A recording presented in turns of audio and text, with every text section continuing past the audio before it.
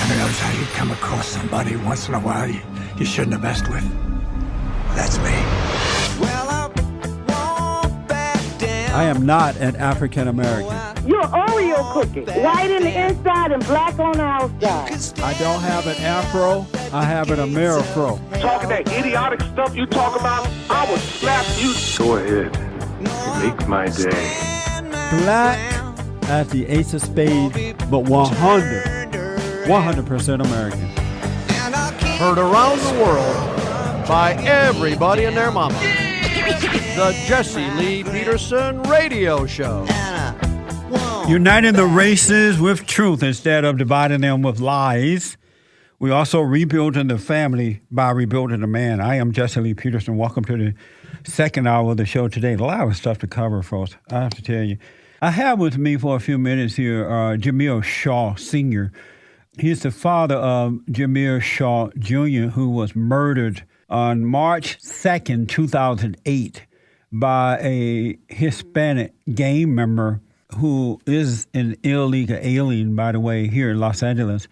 Jamil was walking home, and he was just 3 houses away when he was shot and killed by this illegal alien gang member. What I want to do real fast here, Andre, pull up soundbite number 6 there. I want to play it just to kind of remind the people of this story. I want to play this ABC News soundbite.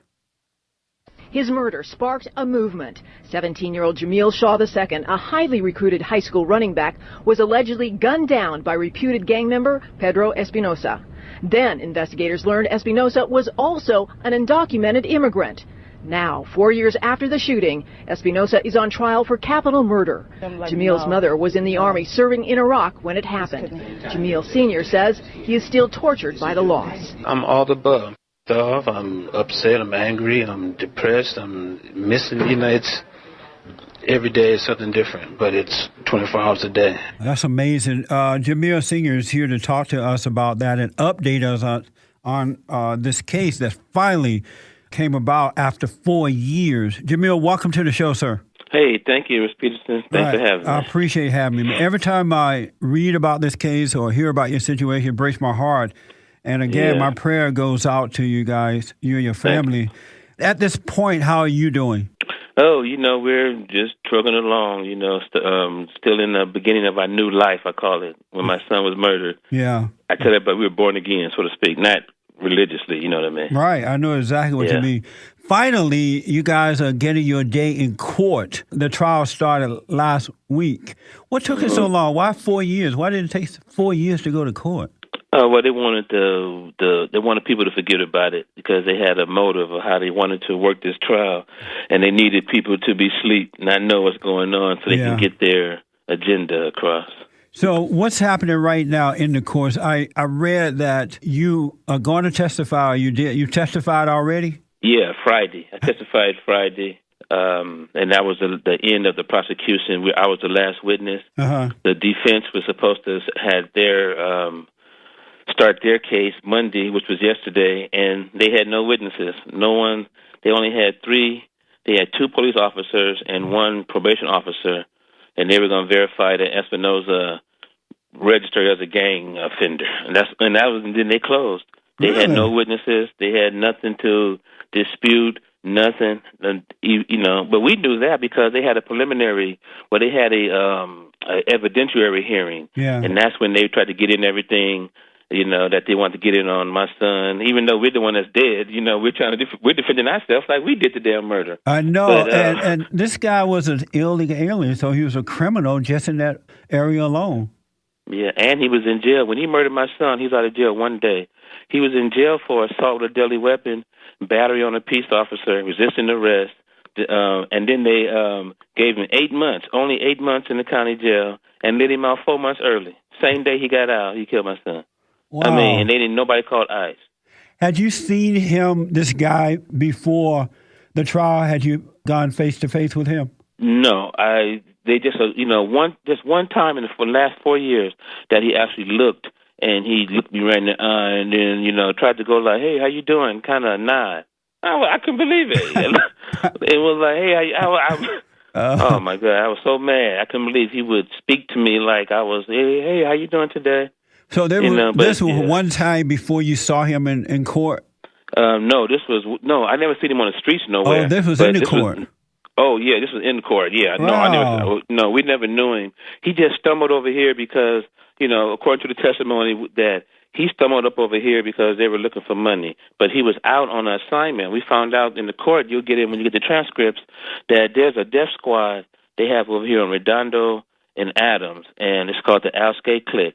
And in this particular clique, they house all the shooters for the 18th Street, for this particular 18th Street. They had 110 people. This is right over here on Adams in Alskay, in That's Redondo and amazing. Adams. Really? And I couldn't believe it. We heard testimony from experts, undercover police, gang experts, law enforcement, that this gang existed, and this is where they house all the shooters. Pedro Espinosa was trying to get elevated into this particular clique. He was already in it because he shot somebody already. Yeah. And then, so he was trying to get elevated, so he was out on an assignment. They even had go to the point where they have a person, that spotter, that goes with you, and their job is just to make sure you get out the car, shoot the person in the head, kill him, and then get back in the car. Then they verify that to the people that he can get his promotion.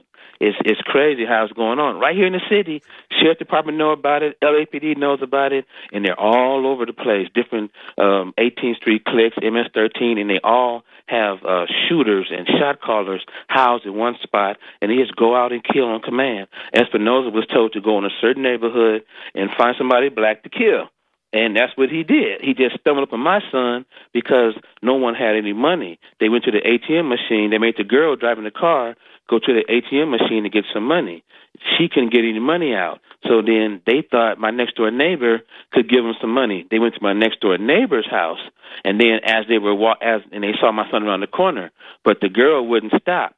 She kept going, but she stopped in front of my house. No one knew that's where the boy was coming. Right. So they went to the neighbor's house, knocked on his door. His son wasn't home, so he came back down to the car, saw my son coming, ran over there and killed him. Just like that. Man. And that's just how it happened. And you should see all the experts Culver City Police, LAPD, gang experts, Sheriff Department, coroners, everybody coming in talking about these guys because they want everybody to know about it. But they couldn't have cameras in the court, so no one's going to know about it except from us. And we decided that we're going to go on a campaign. Yeah. We're going to have the transcripts. We have experts. And you'd be surprised what's going on in our neighborhoods. And these people know about it, and they're not doing nothing. They're just letting this guy. They had the guy. They talk about how they want to arrest the hardcore gang members, the legal aliens that are doing really bad stuff. And they had him. He was in jail on his third gun charge. Alien. They let him out 4 o'clock in the We found out they let him out 4 o'clock in the morning, unsupervised, 4 in the morning. So he went out, went right back to the gun. We have a testimony from a guy who saw the gun that he used. He came by his house. The gun fell out of his pants, and he put the gun back in and walked away. Amazing. And he said that was the same gun. Let me take a quick break, Jamil. 888-7753-773, 888-77-JESSE. Back in a moment. Was the least that I could do to tell the world that you were here. Saw God today. That's right. I'm Jesse Lee Peterson. Welcome back to the show.